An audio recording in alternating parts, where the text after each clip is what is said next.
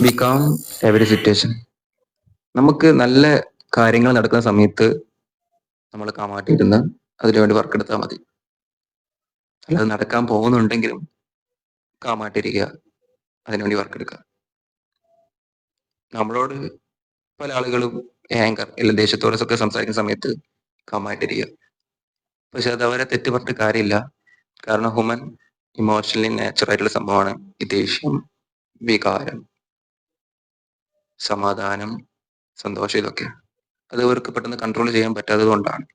അതിനൊരു emotional intelligence അത്രയും control ചെയ്യണം. അത് ചിലർക്ക് കൺട്രോൾ ചെയ്യാൻ പറ്റും, ചിലർക്ക് കൺട്രോൾ പറ്റില്ല.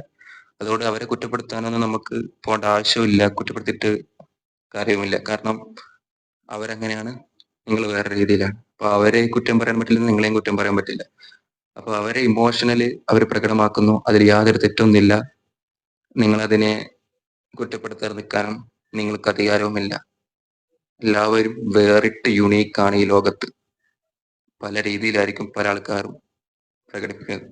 സോ ബി കാമായിട്ടിരിക്കുക, ഫോക്കസ് ചെയ്യുക, ബിൽഡ് ചെയ്യുക. ഓക്കെ.